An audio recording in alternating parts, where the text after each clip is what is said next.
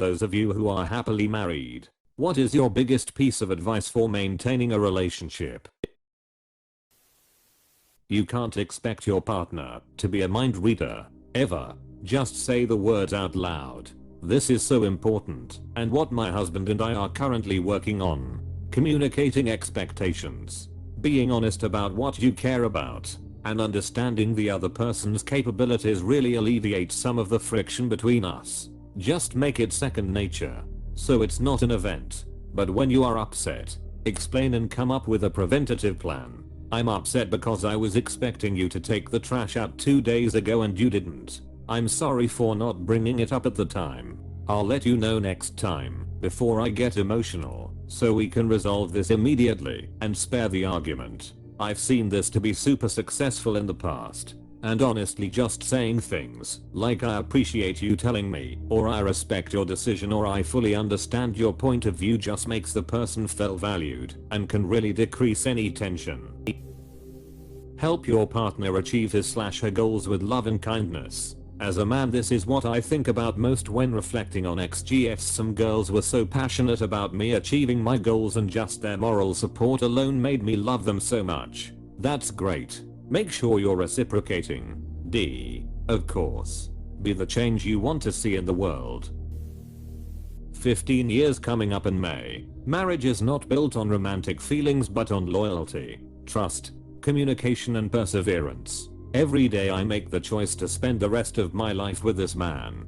Perseverance. A lot of people forget this. Romantic feelings can be hard to come by during the tough times. It is a deliberate choice to persevere. And there are always tough times. A marriage isn't broken because they happen. A relationship between two people can be a roller coaster. Of course, don't persevere through abuse. Perseverance is never worth it without genuine care and trust. Just stay married was the advice my grandparents gave to my parents, and then to me, and it was the truth. There are always going to be tests and deviations and things that make you question your direction in life. If you both are dedicated to staying married, then you can work through them and overcome. If that isn't your common highest priority, or if divorce is always floating around as an option, then it's a lot harder to overcome obstacles together. Don't sweat the small stuff. They are not going to fold your underwear the way you do it, but does it really matter? If you criticize every little thing they do, they are not going to want to be around you for long. I came here to say this. Letting petty s get to me is pretty much my MO in life, and growing the F up was required to stay married. Look, people are, well, people. We have habits and idiosyncrasies. Some we can change, some we cannot. Your spouse is going to do as you hate, stuff you dislike, and stuff in a silly way. If it doesn't do harm, just let it go. Look, people are, well, people. What a strange sentence. Know when to shut up. A lot of people say that communication is important and a couple should be able to talk to each other, but not many people mention that it's equally important to know when not to talk. Some things are just not helpful. They can only hurt your partner, and being honest with each other doesn't mean saying whatever comes to mind without thinking. I think a related point is, are you saying this to better us, or are you saying this to better your argument? Are you trying to be right/win, or are you trying to find a solution? I'll mention some things that haven't been touched on. Grace. The other person is human. They're going to F up. You have to accept that, within reason, and understand that you also F up. Forgiveness goes hand in hand with that. Learn to let it go. There will be epic issues for some marriages, but once you've put something to bed, it's done. You don't get to bring it up, or hold it over their head, or use it as a weapon.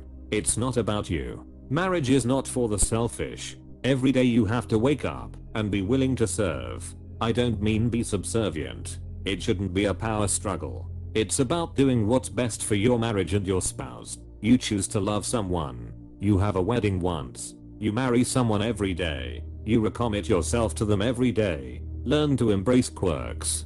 For example, my husband, every day, without fail, will come in and take off his shoes and socks and leave his socks wherever they get taken off. It drives me batty, but my god, if one day he didn't walk through the door and yeet them off his feet, I'd be devastated. because that means he's gone. Set boundaries for self-respect. Don't put up with certain things, but pick your battles. He can throw his socks wherever, but I'm not his maid, either. 21 years together. 14 married this year. You and your so should be comfortable and happy. And yes, that's obvious, but so many people get bored and either leave or start running around. If you cannot sit in silence with your spouse, as well as go and be spontaneous together, then you need to figure out why. I know so many married people who are absolutely horrid to each other. I asked one friend, would you be friends with spouse if you weren't married? She said no. That's so sad and guaranteed to eventually end in disaster unless something is done. Be each other's best friends. Lust eventually may disappear, but the friendship and comfort you give each other will keep you going. I love this. My wife and I are best friends. We felt guilty during COVID because we loved that we could just stay home, watch movies, play video games, whatever. A perfect day can be both of us in the same room, not even talking, just playing our own games. Same with my husband and I. Gay married couple, and he could be on the Xbox and I'll be on the Switch in the same room, sending the occasional funny Reddit post, and it's the best time in the world. When getting into disagreements, don't try to solve it right away. Take 5 to 10 minutes to think it over separately, then talk it out. Taking the time to collect your thoughts will help prevent yelling and big arguments. Following this, go to bed angry. Sometimes there are some arguments/disagreements that need you to sleep on them. 9 times out of 10, you're gonna wake up the next morning and realize you were both being assholes, or misunderstood something minor, or were just in a cranky mood. I agree. People shouldn't be afraid to go to bed angry. I don't know where the don't go to bed angry comes from, because most of the time, what you are angry about is probably silly as hell, and sleeping on it makes you realize that. Communication, trust and respect. But what about hustle and loyalty? John Cena entrance song plays. Sienna. Do do do do oh oh do do do do oh oh.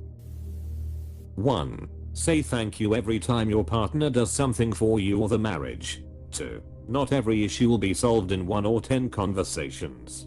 3. Give each other a break. You are a union, but you are both going through different things at different times. 4. Go out of your way to make the other person laugh. 5. Don't stop having sex and being dirty with each other. If you are going through a lull, that's normal, but make it a point to get freaky. I love this response. My partner and I always make a point of saying thank you. Showing the most basic appreciation goes so far. I agree with every other point. The one thing I would add is just my own opinion. Every time I say I love you, I look them in the eyes. For me, it turns something you can just say into something your partner knows means something. And yeah, being dirty is the F-bomb when you're both in the mood. Don't joke about divorce, ever, or threaten it. Honestly, space. Give each other space. Do different things. Have different hobbies. It'll help you grow as people and bring you fresh perspectives to each other. When we finally got serious and married, me and husband lived in a single small room. We didn't even have different pieces of furniture to sit on, just the bed. When we finally got a real apartment, the living room made our lives so much easier. So much space, it felt like a palace. A whole different room to go be in. We could even watch different shows instead of negotiating and or annoying each other. I was so done with The Flash, and he's not a fan of anime. Pandemic turned that into husband's hobby room. Blacksmithing, mead making, painting, and maybe half a dozen other hobbies. Just piles of equipment on shelves on tables everywhere, plus his gaming stuff, and a comfy chair where he is currently snoring, because apparently he's gassy tonight and didn't want to send me fleeing out of the bedroom while I stayed up late. Yay space. Don't talk bad about your spouse, even in private. Communication and honest assessment of situations. If you aren't feeling something, be honest, because if you're not over time, resentment can set in, and that's a big relationship killer that can sneak up even after years of being together. Swallow your pride. Don't be afraid to just stop bickering and say I'm sorry, even if you think you have the better argument. It's not worth it. Remember that nobody's happily married all the time. Absolutely. You might be unhappy for weeks, but stick it out, unless there is abuse. Are you truly unhappy in your marriage, or is it another part of your life? I have been married for over 30 years. I would guess that only 28 or so have been happy when you add up the crappy times, but it wasn't all at once. One of the worst year of our marriage was when my dad moved in with us, so I could care for him while he was dying with cancer. It was awful for me, but I had to realize it wasn't just about me. It was awful for my husband too, but not because he didn't love me. He had his own feelings to work through. Human beings are inherently hypocrites. Slights against you will burn bright in your memory, whereas any time you were unkind or unreasonable will seem insignificant. Don't fall into the trap of going along with those instincts. We judge ourselves by our intentions, and others by their actions. Work can't come first. If you put work first, the rest will fail. This was a huge reason I broke up with my ex. He was working all the time. When we went out, he was exhausted and tired and unengaging. We had sex once or twice a month. Years after we broke up, I ran into him at a Chinese restaurant. I was eating with a guy friend, and he was picking up takeout. He came over and chatted, and told me I was absolutely right about him not maintaining a relationship if he was working all the time. He was still working a lot, but he knew he wanted to find someone, and knew if he didn't cut back his hours he'd never have time to date and find someone. When he bought a house, he made time for dating, and is in a relationship now. I'm extremely happy for him. My wife and I almost got a divorce, and when asked why, we couldn't really give a straight answer. We saved our marriage by realizing we saw each other as roommates more than lovers. It's just a natural thing that can happen, especially because we were best friends before getting together. We just make constant, focused choices to keep the romance alive. Life is hard and relationships can take a backseat to things that feel more important at the time. We just make constant, focused choices to keep the romance alive. What does that mean to you? Looking for ideas. P. The biggest thing was sexual intimacy was low because my wife is on antidepressants. I'm not blaming her. This is something she concluded herself, and I agreed. Longer sessions of foreplay and just really being communicative with each other about what we want. The game of being coy and hoping the other just knows is fun and sexy, but sometimes it doesn't work. So we have clear communication and actively listen. We had a pretty severe bout of money struggles, so we didn't go on dates or anything. I love my wife, and she loves me, so we said, let's break the rules and just communicate. Best thing for us. Resentment is the single thing that ruins a relationship. Do whatever it takes to avoid it. Honesty and communication are good tools to avoid it. Take trips together as often as possible. Without the kids, date nights won't cut it. You need extended time away to focus on each other and talk about goals/dreams and to remember why you're together. If vacations are out of the budget, send the kids to grandparents or trade off with friends and have a staycation, but do not use the time to do house repairs. Have picnics. Go for walks in local parks. Find free museum days. Do vacation stuff in your own town. Source: been married 30 years. Have an empty nest and still enjoy being together. We do this often. Our kids are older and family lives very close, so we go sailing for the day or weekend. Helps our relationship and sanity. I cannot express how much it helps to be just with my husband without distractions. There's no such thing as winning a fight with your significant other. Boom. Continue to act like you are courting your spouse. Date nights. Physical affection.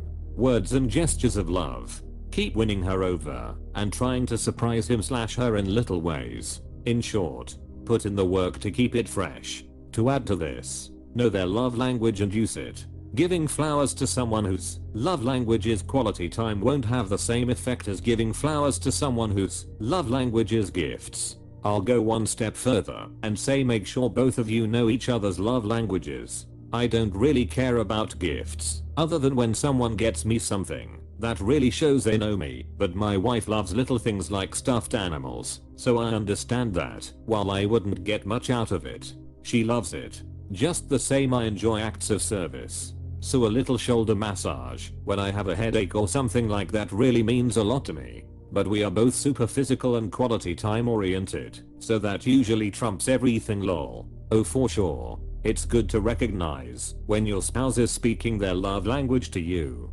Too. Like acts of service is really not my deal. But when my husband goes out of his way to do something for me, I know that's him speaking his love language to me, and so it means a lot to me. It's funny how it's not really my love language, but because it is his, it is important to me. Don't compare your marriage to others. Do what works for you all. Separate bedrooms, separate vacations, no kids, the list goes on. Do what works best for you and your so. Same advice on parenting. Recognize that your partner is not you. They have a separate brain and self-awareness and perception of the world. They have a whole set of different life experiences, and consequently, a whole different way of seeing, reacting, and understanding. No, they aren't going to do something exactly the way you would do it. No, their first instinct might not be your first instinct. No, they are not you. And you know what? That's why you're with them. Marry your best friend, even if it pisses off your wife, Grace and Frankie.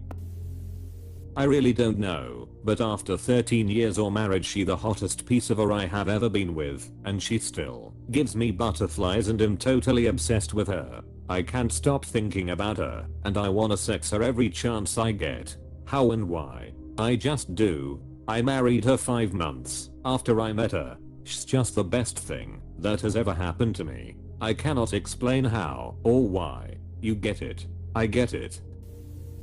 That person chose you, and the least you can do is always give them the benefit of the doubt. Never keep score. It doesn't matter if you did dishes last. If the dishes need done and you have time, do them.